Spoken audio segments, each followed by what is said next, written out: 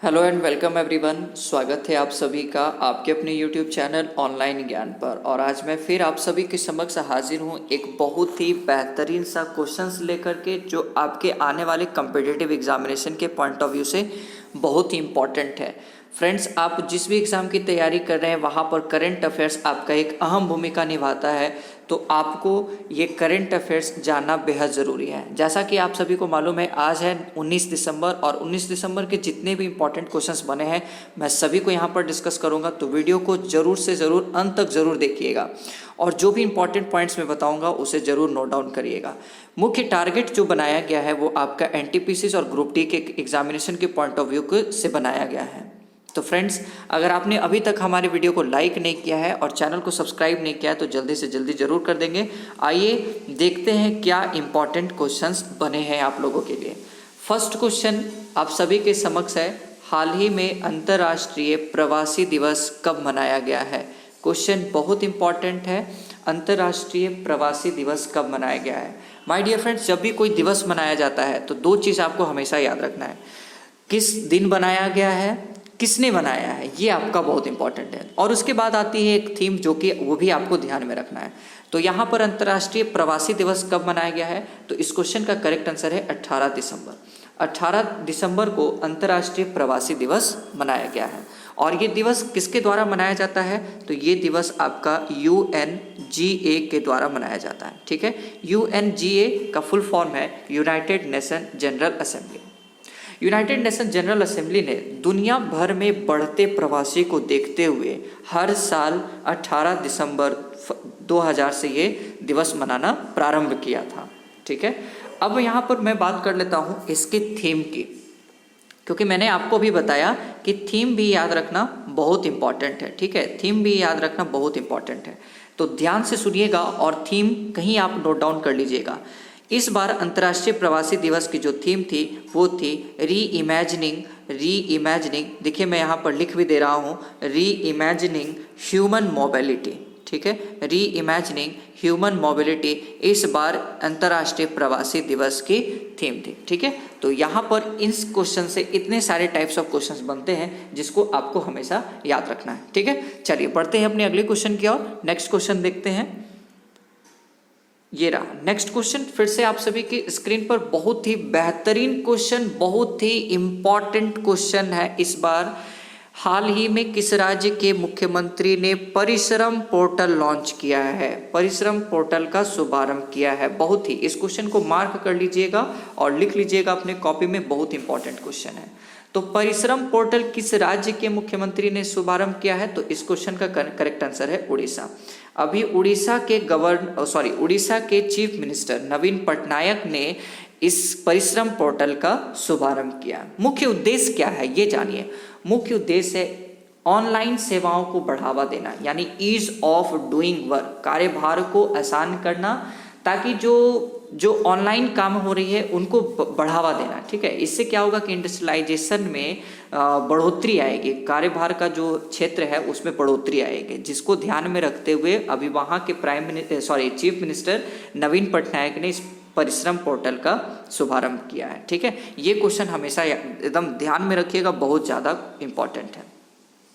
अब बात यहाँ पर उड़ीसा की गई है। ठीक है, तो उड़ीसा की जो राजधानी है वो है भुवनेश्वर। ठीक है, उड़ीसा की राजधानी है भुवनेश्वर। अब देखिए मैं बहुत सारे पॉइंट्स को लिंक करूंगा यहाँ पर। ठीक है, उड़ीसा की जो राजधानी है वो भुवनेश्वर, और भुवनेश्वर में ही है कलिंग स्टेडियम। ठीक है, भुवनेश्वर में ही है कलिंग स्टेडियम, याद रखिएगा कलिंग स्टेडियम कहाँ है? तो वो है आपका भुवनेश्वर में। ठीक है, अभी जैसे मैंने आपको बताया कि उड़ीसा के जो चीफ मिनिस्टर है वो है नवीन पटनायक, और यहाँ के गवर्नर है गणेशी लाल।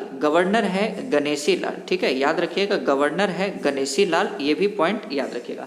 दूसरा चीज इंपॉर्टेंट यहाँ पर क्या याद रखिएगा, उड़ीसा की जो कंदमाल हल्दी जो उड़ीसा की है, इसे अभी GI टैग मिला है। ठीक है, ये अभी करंट का न्यूज़ है, उड़ीसा का जो कंदमाल हल्दी है इसे अभी GI टैग मिला है। ठीक है, तो ये क्वेश्चंस ये सारे चीज़ को आप हमेशा याद रखिएगा।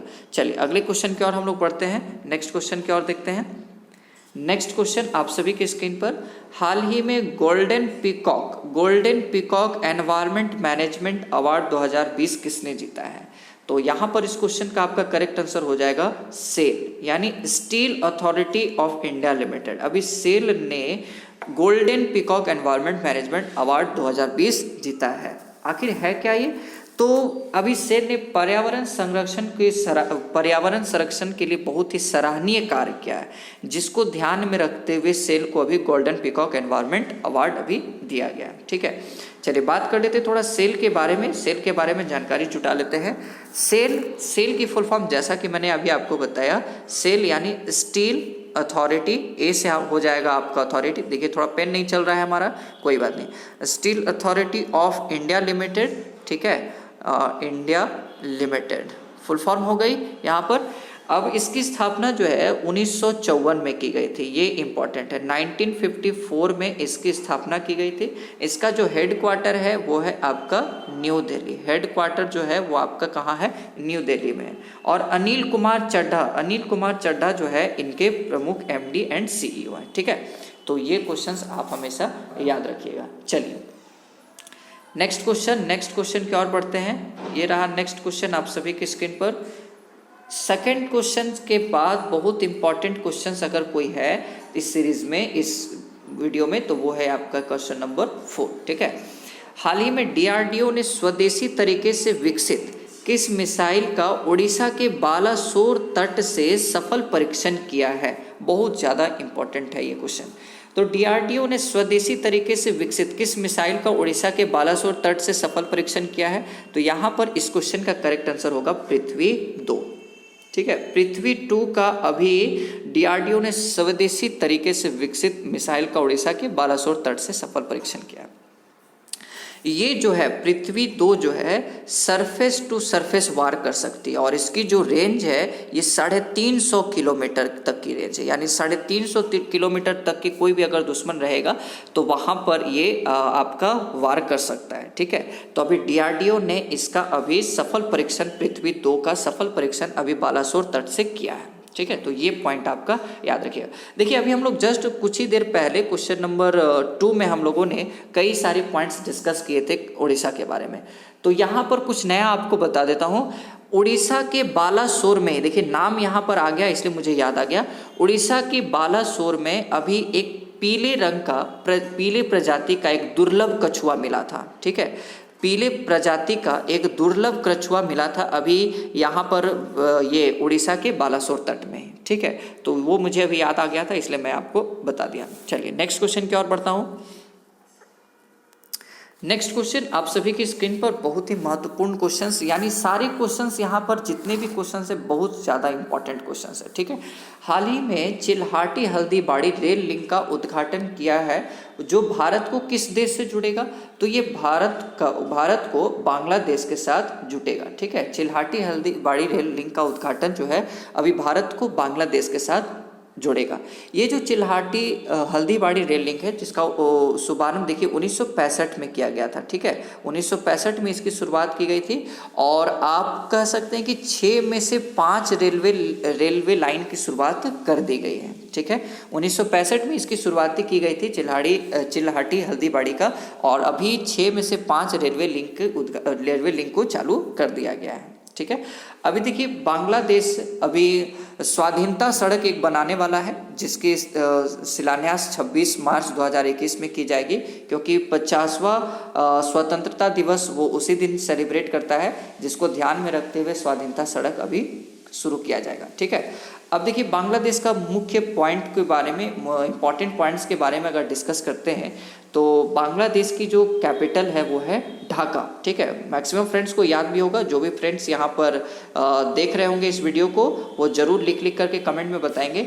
बांग्लादेश की जो कैपिटल है ढाका, इसकी जो करेंसी है वो है टका। ठीक है, और यहाँ के जो प्राइम मिनिस्टर हैं वो है शेख हसीना, और शेख हसीना को अभी हाल ही में APJ अब्दुल कलाम स्मृति अवार्ड मिला है। याद कर लीजिए, नोट कर लीजिए कहीं पे, अभी बांग्लादेश की जो प्राइम मिनिस्टर है शेख हसीना, उन्हें अभी हाल ही में APJ अब्दुल कलाम स्मृति अवार्ड मिला है। ठीक है, और देखिए बांग्लादेश और भारत के बीच में एक सैन्य अभ्यास होता है जिसका नाम है संप्रति अभ्यास। ठीक है, लिख लीजिएगा कहीं कॉपी में, बांग्लादेश और भारत के बीच में भारत और बांग्लादेश के बीच में एक सैन्य अभ्यास होता है जिसका नाम है संप्रीति अभ्यास। ठीक है, बांग्लादेश के बारे में एक और पॉइंट याद करिए। अगर आप इतने पॉइंट्स देख ही पा रहे हैं तो एक और पॉइंट्स देख लीजिए, और वो देखिए क्या कि बांग्लादेश ने ही अभी नो मास्क नो सर्विस अभियान चलाया है। ठीक है, यानी अगर आपके पास मास्क नहीं होगा तो आपको सर्विस नहीं मिलेगी, तो नो मास्क नो सर्विस चलाने वाला भी अभी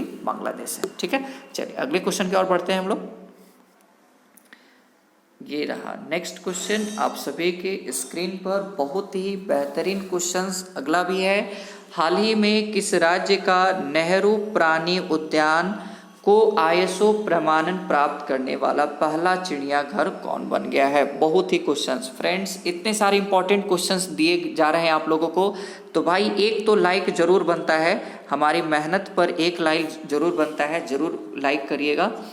तो अभी किस राज्य का नेहरू प्राणी उद्यान को ISO प्रमाणन प्राप्त करने वाला पहला चिड़ियाघर बन गया है? तो इस क्वेश्चन का करेक्ट आंसर है आपका तेलंगाना। ठीक है, अभी तेलंगाना के नेहरू प्राणी उद्यान को ISO सर्टिफिकेट मिला है। ठीक है, यहाँ पर ये याद रखिएगा, इस क्वेश्चन का करेक्ट आंसर है तेलंगाना। अब तेलंगाना की कुछ इंपॉर्टेंट पॉइंट के बारे में जानिएगा। तो तेलंगाना की राजधानी है हैदराबाद, मैक्सिमम लोग को मालूम होगा तेलंगाना की राजधानी है हैदराबाद। मेरे साथ दोहराइए, यहाँ के जो चीफ मिनिस्टर हैं वो है के चंद्रशेखर राव। के चंद्रशेखर राव यहाँ के चीफ मिनिस्टर है। यहाँ के जो गवर्नर है तमिलसाई सौंदराजन, तमिलसाई सौंदराजन यहाँ के गवर्नर हैं। ठीक है, अब देखिए बात किया जा रहा है ISO का। ठीक है, यहाँ के जो चिड़ियाघर है नेहरू प्राणी उद्यान जो चिड़ियाघर है वह उसको अभी ISO मिला है। अब देखिए कुछ और पॉइंट बात कर लेते हैं। उड़ीसा की जो राजधानी है भुवनेश्वर, ठीक है, यहाँ पर ध्यान से देखिएगा सभी लोग, उड़ीसा की जो राजधानी है भुवनेश्वर, इसको भी अभी ISO प्रमाण मिला है। ठीक है, नागालैंड के कोहिमा के उत्तर पुलिस स्टेशन को भी ISO प्रमाण मिला है, और असम के गुवाहाटी में जो रेलवे हैं, गुवाहाटी रेलवे जो है उसको भी अभी ISO प्रमाण मिला है। ठीक है, तो ये पॉइंट आप हमेशा याद रखिएगा ISO से रिलेटेड। चलिए अगले क्वेश्चन की ओर बढ़ेंगे हम लोग। ये रहा नेक्स्ट क्वेश्चन आप सभी की स्क्रीन पर। हाल ही में JS मुरलीधर किस राज्य के मुख्य न्यायाधीश बनाए गए हैं? जो भी फ्रेंड्स ग्रुप D की तैयारी कर रहे हैं उनके लिए स्टेट क्वेश्चन पूछा जाता है, और ये क्वेश्चंस उनके लिए बहुत इंपॉर्टेंट है। ठीक है, JS मुरलीधर किस राज्य के मुख्य न्यायाधीश बनाए गए हैं? तो यहाँ पर इस क्वेश्चन का आपका करेक्ट आंसर होगा उड़ीसा से। देखिए आज उड़ीसा के बारे में हम लोगों ने बहुत सारे पॉइंट्स डिस्कस कर लिए हैं, तो ये पॉइंट भी आप संभाल करके कहीं रख लीजिएगा अपने माइंड में, ताकि आपको जब ये क्वेश्चन पूछा जाए तो आप बिना हिचकिचाए इस क्वेश्चन का आंसर दीजिएगा उड़ीसा। JS मुरलीधर किस राज्य के मुख्य न्यायाधीश बनाए गए हैं? तो वो है उड़ीसा। ठीक है, चलिए अगले क्वेश्चन की ओर हम लोग बढ़ेंगे। उड़ीसा के बारे में डिस्कस कर लिया गया बहुत सारा पॉइंट। नेक्स्ट क्वेश्चन चलते हैं। नेक्स्ट क्वेश्चन है, हाल ही में किस देश का चांग-ई 5 यान चंद्रमा की सतह से पत्थर और मिट्टी के नमूने लेकर पृथ्वी पर लौट आया? बहुत ही महत्वपूर्ण, किस देश का चांग-ई 5 यान चंद्रमा की सतह से, देखिए चंद्रमा की सतह से जाकर के पत्थर और मिट्टी के नमूने लेकर पृथ्वी पर लौट आया?